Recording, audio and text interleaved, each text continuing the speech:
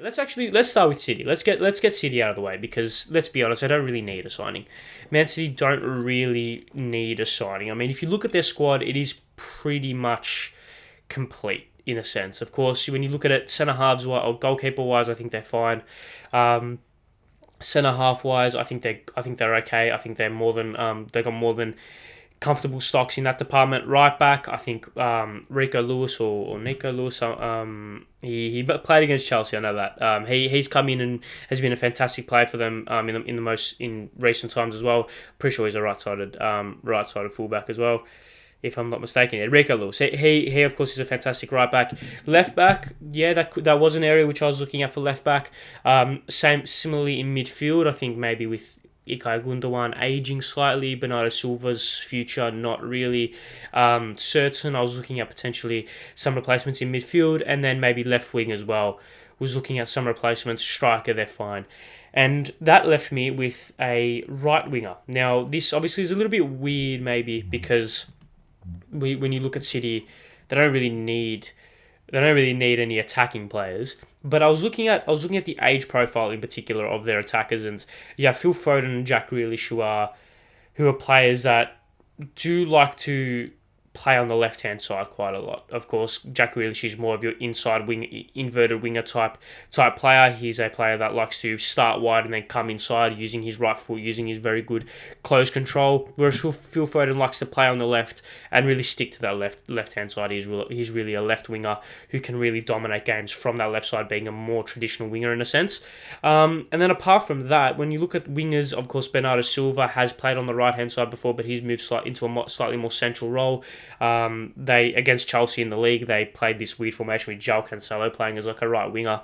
So that left me with a right winger. Now, you could have, like I said, I could have gone with someone like a Kvaratskhelia from Napoli, but he is a player that probably won't leave Napoli this January transfer window. Too expensive. The logistics of it wise probably won't happen. Napoli are in a title race or in a title, and they're in a position where they can challenge for the title. So letting go of arguably one of the better players probably isn't something that they're going to do, right? Especially in such a crunch period of the season. So I went around Europe, looked at the World Cup and thought, what are some young, bright right wingers that can come in and improve this Man City team? And the reason why I've gone with a right winger is because apart from Riyad Mahrez, I don't really see a player who can stick to that right-hand side and really dominate from there in terms of right now. Of course, Riyad Mahrez obviously came to City after his fantastic spell at Leicester, obviously winning the league there, winning player of the years there. He has come into the City team and has been exceptional. I think he's actually been one of the most underrated players in terms of from when he went to City to now. He's been one of the most underrated players in the Prem. I think he's been fantastic for City, but he's going to be 32 at the end of this season. And how long does he have left? Who knows? Of course, his game does rely on pace, maybe not pace, but explosiveness, agility, good close control, and whether or not that will diminish with age, who knows? So I've gone with someone who is in a very, very similar mould to Riyad Mahrez. I've gone with a right winger who's left-footed, who likes to hug the touchline and then come inside. And he made his name. He made his name in a sense, or he was pushed into the public eye throughout the Euros last season and throughout the World Cup as well. Throughout the World Cup at the back end of last year, and that is the Danish sensation. The Danish sensation, that is Andreas Skov Olsen. Now, Skov Olsen, what you have with Andreas Skov Olsen is obviously he's a 23-year-old left-footed right winger, I should say. Yeah, he's a 23-year-old left-footed right winger that is in a very, very similar mold to Riyad Mahrez. It's almost a carbon copy of the player. Literally, right-sided, left-footed, dazzling feet, can use his agility to get past players, and has a playmaking ability that is direct. It's weird. The way he plays is quite weird because it's direct, but it's also he's not like a Salah type winger where he pushes on in behind the defense, looks to get into central positions, and looks to penetrate the 18-yard box that way. He likes to stick wide, maintain the width, and almost maintain a slightly more defensive shape. And I'll bring up his average positions in just a moment, but he occupies a slightly more defensive shape initially before then running forward and almost creating like an L, almost running in an L way where he runs and then he almost stops and then cuts inside. That, of course, he uses his quick feet and his pace for that, cuts inside onto his left foot and impacts plays and looks to influence in the final third that way. From 13 starts so far this season, he's got 6 goals and 3 assists for his club side, Club Brugge in Belgium. And if we bring up his average positions here, I think this tells a very good story in terms of the way that he can come in and impact Manchester City. Now we saw in the game against Chelsea in the league, they played with a way that had emphasis on maintaining width. And they did that through João Cancelo and Phil Foden on the left-hand side. Now, what Skov Olsen can come in and do is maintain that width, like you see there, but also maintain it in a slightly more defensive position, in the initial stages of build-up play, and of course in when City have possession, because he's comfortable both with the ball at his feet and also being able to play these intrinsic one-touch passes. Because of course, is massively needed in the Pep Guardiola system. He has the ability to drop deep, get involved in build-up play, be slightly more impactful in that sense before then bursting forward and then creating that, like I said, that L shape, if we bring it up here again, that L shape kind of run inside the box where he can penetrate just outside the 18-yard box, maybe 20 yards out from goal, running from the right-hand side into those half spaces and then either get a shot off, get a pass, or even a cross with his left foot. The way that City will look to play in the future, of course, Pep Guardiola. Now, something which I was looking at when looking at who City should sign is the future of Pep Guardiola. Because Pep Guardiola, whilst being very unique, he's also, whilst obviously inspiring, I think is a good word, whilst inspiring the next generation of coaches to basically play the same way that he does, just in a slightly different way with different nuances, etc. He's very unique. In the way that he goes about things, he's very, very unique. So you need to be able to cater certain signings for certain managers. And of course, Pep Guardiola's future is uncertain. I think he may have signed a contract extension. I'm not quite sure if I remember that or that was a fever dream. But contract extensions in football from players to managers are fake, let's be honest. If he wants to retire at the end of the season, he'll retire, right? It doesn't really matter. So I was looking at it from that perspective, and I was looking at it from once Pep leaves, whatever manager is going to come in, how they're going to use this player. And I think Skov Olsen is very malleable in a sense because he's still young. He's still only 23, right? He's still only 23, and he hasn't had his ability to cement himself in terms of cement himself as his player, if that makes sense.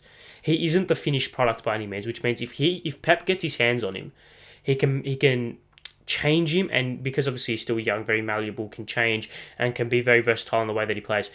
Because he's still young and because he's obviously he's a player that has experience at the high level, World Cups, Euros, whilst also not playing at a big club. He has that experience of the pressure scenarios of those big games, whilst also not being under that much pressure every single week for his club, in a sense. So if he can go to a Pep Guardiola coach team, and Pep can teach him the nuances of playing a certain position, and can also teach him ways of impacting games in different ways, that of course that will just elevate his game tenfold, and that will make the purchase of him in 5, 6, 7 years time look like a stroke of genius, because of course the profit, the potential profit at least, that could come from a signing like this if Pep Guardiola gets his hands on him and can change him and make him versatile in both his positionally wise, but also tactically, then of course then that'll be like a stroke of genius. So for Man City, I've gone with Andreas Skov Olsen. Now the permutations of this signing is I wouldn't say unknown, but it's not exactly cheap, put it that way. He, of course, he's one of the most brightest young talents in Europe. He's contracted until 2026, so he's got some time left on his contract, but he's by any means not locked down for life at Club Brugge. He did only make a 7 million euro move to Club Brugge in January of last year. So he, of course, he's actually one of, I think, 3 players on this list that I've got who've only been at their clubs 12 months. But when Man City come calling, I don't think that you can turn that down. And I don't think Club Brugge are in a position to turn that down either. I'm not quite sure where they are in the league. I'll quickly check that. Club Brugge are currently 4th in the league. They are 15 points. They're 15 points off top of Genk, who are top of the table. So if Man City come calling with a 30, 40, 45 million pound bid for Skov Olsen, granted he's been their best player. SofaScore has him as their highest rated player this season. If Man City come calling with a 35, 45 million pound bid, that's potentially money that Club Brugge can't turn down. And of course, Skov Olsen, I assume he's a player with high ambition, moving to one of the best clubs, if not the best club side in the world, playing under one of, if not the best managers in the world, alongside some of, if not the best players in the world. I think it's a hard thing to turn down from both parties. So looking at it from that perspective, for Man City, they've gone with Andreas Skov Olsen. However, we're looking at other potential positions. Like I said, centre mid, potentially with the sale of Bernardo Silva imminent to Barcelona, potentially, as well as Okay Gundogan's aging profile. That, of course, is an area where they could look to strengthen. And of course, left back. Apart from João Cancelo, I don't really think they've got enough stocks in that left back department, especially defensively. That can be caught out slightly in that realm. But yeah, I don't think they're going to get the likes of Rafael Leao or Kvaratskhelia through the door in January. I just think that's unreasonable at this moment, especially where both sides are. Napoli in a title challenge and AC Milan looking to defend their Serie A throne. I don't think it's reasonable to pin they must sign this player in this window, because I just don't think it's reasonable. However, when we look at it in terms of the summer, they're 2 potential players that they could go and get.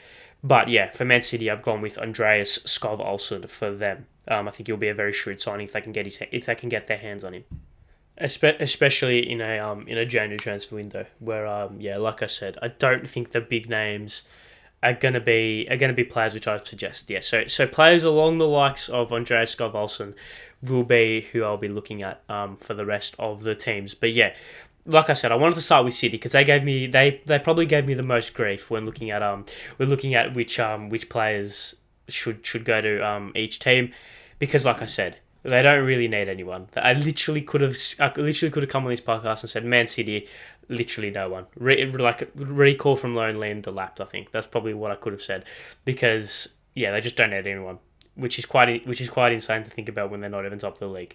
But let's move. Should we stay in Manchester? Let's stay.